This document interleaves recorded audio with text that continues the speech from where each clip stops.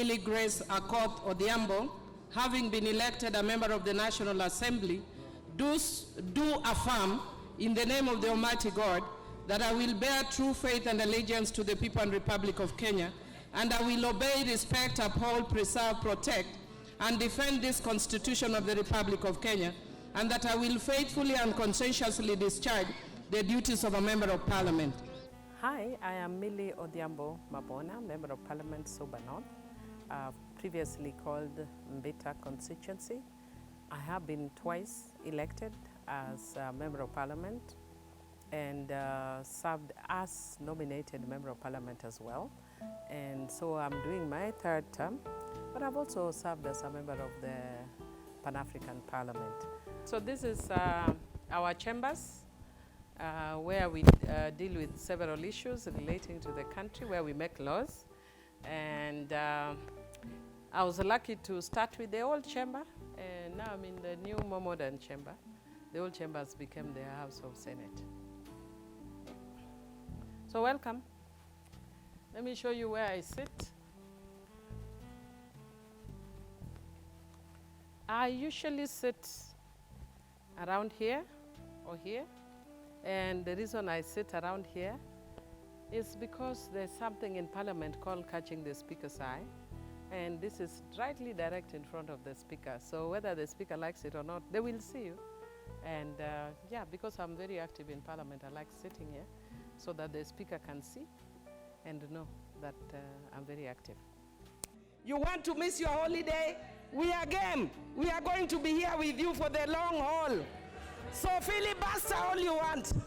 You can filibuster all you want. I know my voice is bad. You can filibuster all you want with my wide voice. We are going to be here to defeat each and every. It's been an interesting journey, if I could say so.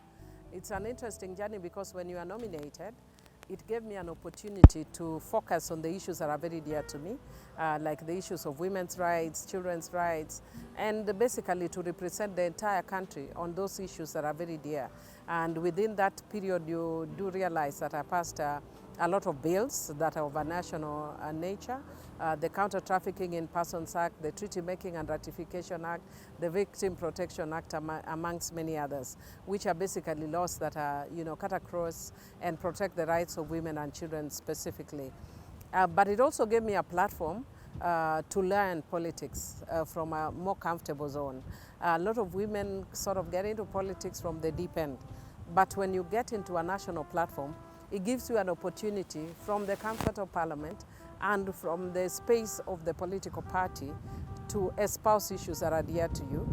And so then, yes, I was able to transit, but also I shadowed my then Member of Parliament, the late Senator Otieno Kajwang, and through him, learned a lot of things. When I got into politics, I was a tad elitist, being a lawyer with a degree from the University of Nairobi and a master's from New York University.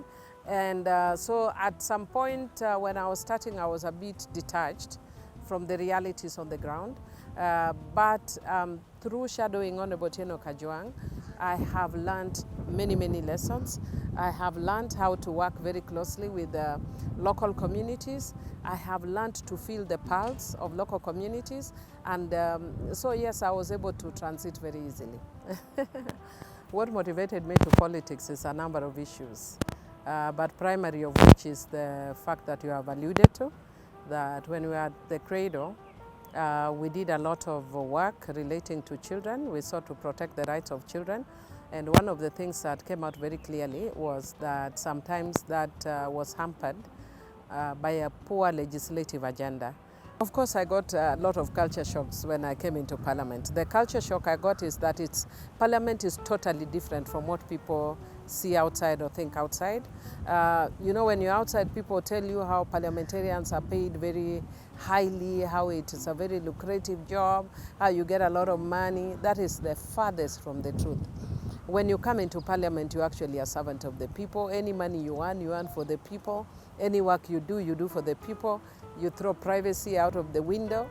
You become very public, and and if you're vocal like me, you get people who love you and hate you in equal measure, and you learn to live with it, and you learn to build a thick skin and push the agenda of things that matter to you. So yes, it was a very difficult transition from a platform where you are acceptable almost across. When I was in civil society, I was acceptable across the country because I'm talking about protecting children's rights, protecting women's rights. But then I come in to a very partisan agenda, because then you move into parties and there's half of the country that doesn't support your party and half of the country that supports your country. So then you get into a love-hate sort of space. So yeah, it's different, but you get to learn to move with it. When I came into Parliament, I had a vision, and my vision was about transformation. As I told you, when I started out from the civil society, there are a lot of things that we wanted to transform. There are laws we wanted to change. And so we kept meeting members of Parliament to lobby them to change those laws. Now I find myself in a situation where I can change those laws. Why would I then be outside when I can actually do something that is so significant? I don't think many of us do understand actually the significance of being in this house. You have an opportunity to change people's lives and to change history and to change the course of history. And where the rubber meets the road is actually in the committee of the whole house. Like now we've just been talking about the children bill in the second, in the second reading, but you cannot do anything in the second reading. The committee of the whole house is where you make amendments that if they pass, they become law. I'll give you an example of things that I've been able to influence that are now law. When I was in the Select Committee on the Constitution, I brought an amendment within the committee that says that you cannot give less than 15% to the counties. So I can tell you that at least 15% that goes to the counties go there courtesy of me. I provided under the Constitution, again, brought an amendment to protect victims of crime. Up until that time, the law focused much more on the perpetrators of crime than the victims of crime. And so by dint of that alone, and then the law then I brought here on the victim protection, now we actually have a law that now looks into victims of crime.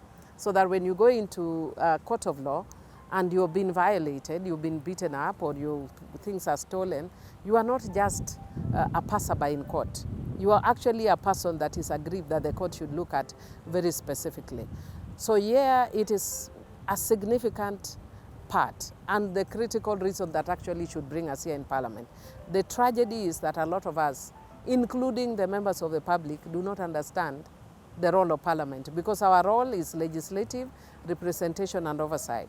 But now what people look at is development, which is not a bad thing, but it is not actually the role of a member of Parliament. So yeah, we do a lot of development work, but it is not the primary role of a member of Parliament. So reason why I rank very highly a lot of times is because even by nature, I take any work that I'm given very seriously. I don't want anybody to rank me number 1 or number 2 or number 3 or number last, because I know my worth. If it is here, I don't need anybody to rank me. I can rank myself. I know how I perform on legislation, representation and oversight. The one that I'm proud of, and I can give you a very concrete example, is the passage of the Constitution. Before I came into Parliament, I was actually a delegate. I was a national delegate. And then fortunately, when I came into Parliament, I was in the Select Committee of the Constitution. And there are actually footprints that can relate directly to me in the Constitution. Issues relating to the protection of women's rights, issues relating to children's rights, Article 53, issues relating to victims, protection of victims, amongst many others, even others of environmental issues, very clearly in the Constitution. There are issues that are pushed, that have been provided in the Constitution.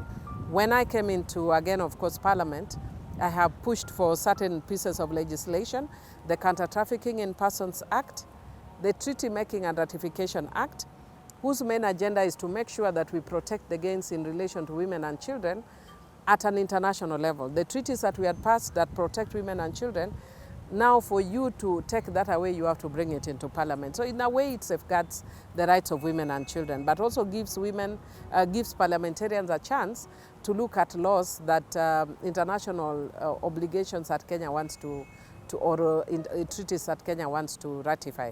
But then also there's a Victim Protection Act, which I've also passed. In Parliament, there's Assisted Reproduction Technology Bill, which has passed the National Assembly, but is now in the Senate. It passed the first time in last Parliament and collapsed in Senate. It looks like it's sort of headed to the same direction. And then I also have pending Reproductive Healthcare Bill and the Child Justice Bill. So yes, I have to my name quite a number of bills and not amendments. I know a lot of members have brought amendments to bills. I have brought comprehensive bills to Parliament. So yes, I am very proud of my achievement as a legislator. Yeah, I think people are not used to generally to women who are vocal, and people are not also used to people who say things as it is. People are used to people who think things and don't say them out. I am a bit different. I think them out and say them. And the reason why I do that is because some of the things, if they remain unsaid, then they further discrimination and abuse of women. One of the things that, of course, I said at one point was I told the male members of Parliament is that their mandate is not to oversight women's private parts. Included the issue of sexual violence before the House, which is never treated very seriously. I have been sexually violated in this House, Chair, and no action was taken, even though when somebody undresses me in this House, that is sexual violence, Mr. Speaker. You don't touch my panty. You are not Mr. Mabona. That is sexual violence. A lot of times people will talk about that at the tea place. But who is bold enough to come and tell people, hey, stick on your lane, stick on your mandate, don't focus on me. So I always say that when I get this opportunity, because it's a rare opportunity, not only to be nominated out of 43 million Kenyans, but to get an opportunity to be only one of 430-something Kenyans out of also 43 million Kenyans to serve the interests of Kenyans. So that opportunity, I use it to the fullest. And I love a book that says, the good girl never gets the corner office. So if people want to put you into their corner of what typifies a good person, you will not find me there. I will be bad so that you hear about women's rights, so that you hear about children's rights, because change doesn't come easy. Look at even when you want to make gold. If you want to refine gold, it goes through fire. So I am a refiner's product. I go through fire in order for other women to look good. Progressive realization has failed us since independence. If you actually look at the number of women who have been elected since independence, we progressed up to a point and then stagnated, and sometimes we actually regress if you are talking about women who go for competitive seats. And that is why we need affirmative action seats in order to strengthen this. And it is actually proven that the affirmative action seats really enable women to perform very well. And I can give you many, many examples. You have Honorable Sophia Abdinur, who became the first woman in Northern Kenya after being nominated. I became the first woman in Suba to be elected after nomination. I became the first what we call Migogo in the whole of Luo Nyanza to be elected after nomination. We have Mishimboko, we have Aisha Jumwa, you have Cecily Mbarire even now trying to get into governorship. So we have very, very many women that the nomination platform. You have Honorable Zuleha, among several others, that this nomination process has actually given them that platform. Male members who refer to those of us who have been elected, and they say, Hon.Millie, if you've been elected 2 times as Member of Parliament, then there is no reason why other women should not come through the same process. Mr. Speaker, I know many of us forget that several of us who have come this way were first nominated. So yes, I have been elected twice, but I was elected twice having first been nominated as a Member of Parliament. But if you were to rely on the progressive realization through competitive first but the post system, then we are not likely to get it. But the other issue is also one of the arguments that he said that why don't we incrementally provide from 47 to maybe 57 to 67. I can assure you that is just a delaying tactic. Even if you are to add only those 10, it will collapse. You will never get the 2/3 quorum from the men. The only way you can get it is to piggy ride on a constitutional amendment. Like for instance, if BBI had passed, then we'd have piggy rode on BBI to increase the number of women. So it was loss for women when we lost BBI.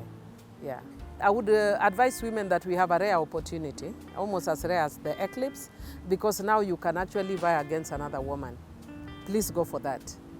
But the fact that also now many more people are seeing so many women in elective platforms, we are beginning to normalize women going for gubernatorial seats. We are normalizing women going for senatorial seats. The only one that we are not yet normalizing is the presidency. So I would want to encourage women all over to go for these seats. I was very encouraged when I saw a 24-year-old girl vying for women rep. Of course, she had a challenge of finances. I don't know if she dropped. But I would want to encourage you, this is the moment, this is the time. We don't know how long we have it here with us. We don't know if we'll have a backlash. We don't know if we have regression. This is the moment if you want to vie. A lot of young people are not interested in parliamentary affairs, and especially young girls. I do that in my constituency whenever I go, and you ask them questions relating to parliament, and not just parliament, but even, just public affairs. A lot of girls are socialized not to be interested. When you have TV, in most houses, girls will be looking at soap opera, not news. But the boys are told to watch soccer or sports and news. So one of the things that we try to do is to encourage young people to be more involved. You do public participation. I do public participation in my constituency, involving young people and involving older people also in the constituency. But Parliament as an institution needs to also develop a program that goes out in the communities and talks to communities so that they understand the role of Parliament better. One of the suggestions at one point was that we revolved, yeah? And I think at one point, in the last Parliament, we went to Garissa, and it was just once and it ended there. It would be nice if you have Parliament going all over. I know there are specific committees that now go around, like budget, for public participation. So it also demystifies budget a bit, Parliament a bit, and enables people to understand. But we need a little bit more concerted action. Yeah, it's extremely different because when I came in as one of the younger members of Parliament, and then you leave in July as one of the younger people who is looking up to all these gurus in Parliament. Then you come back in August and now suddenly you are the guru. Everybody is looking up to you and seeking your advice and seeking you to give them direction. So Parliament changes so fast. The composition has changed significantly. When I came into Parliament, there were older people, richer, who probably came in because they wanted to protect their property. And then there were also people who have been in the trenches fighting for democracy and all that. Most of them left and went to Senate or gubernatorial or other seats. So what we basically have are more of, for me, what I say are career people. Career people, some people who come in when they see Parliament sort of as a career. So because of that, even the vibes, even the way people operate is very different. Very sharp people, very intellectually sharp, but we are also very many. And sometimes if that is not managed very well, you miss out on a lot of the intellectual resources that are in Parliament. There are many people that sometimes they speak and I'm like, wow, I didn't even know this person is that good, because then they don't usually have the opportunity. Because some people also then feel intimidated because it's their first time. They don't speak, they wait until maybe once or twice in a month or in a year. So yeah, it's very different in terms of the way things are run. Members are actually more vibrant, more active. So I like that. When I was in the Cradle, I used to train members of Parliament. And I remember at one point, we took members of Parliament in Mombasa. And as we were traveling to the airport, I remember that very significantly. And we were in the same transport. And they just took me through what members of Parliament go through in terms of their work, And that was sort of a shocker to me. And they were saying nobody really teteas or speaks on behalf of members of parliament. And the perception out there is that members of parliament have a lot of money. Members of parliament always had themselves salaries, which is not actually correct. We are actually a social security system for the public. When I receive money, I can assure you if I receive 1 million Kenya shillings today, by tomorrow it will be gone. Because I'm merely a conduit for the public. I give out the money to the public. Secondly, there's a perception that members of parliament have access to a lot of money. Say, for instance, the NGCDF funds, which is a very carefully controlled, guarded, and fund. And it is difficult, almost close to impossible, for members to dip their hands into it. And then a lot of people also have a misconception that parliament is a place where you come to get rich quickly. I'm telling you, you come into parliament, if you are rich, you will come back poorer unless you are really, really careful. Because you spend all your energy working for people. It is work in the public service. And I think a lot of people don't understand that. And because of the challenges we are facing as a country, with the lack of jobs, poverty, increasing, etc., poor healthcare system, people will always run to you as a member of parliament to support. So in some little way, my work in civil society prepared me so that, yes, it was shocking, but I understood, yeah. Madam Speaker, I don't think this guy understands that I went from Kenya to all the way to the south. I have an import. So how can I be admiring him when I have an import?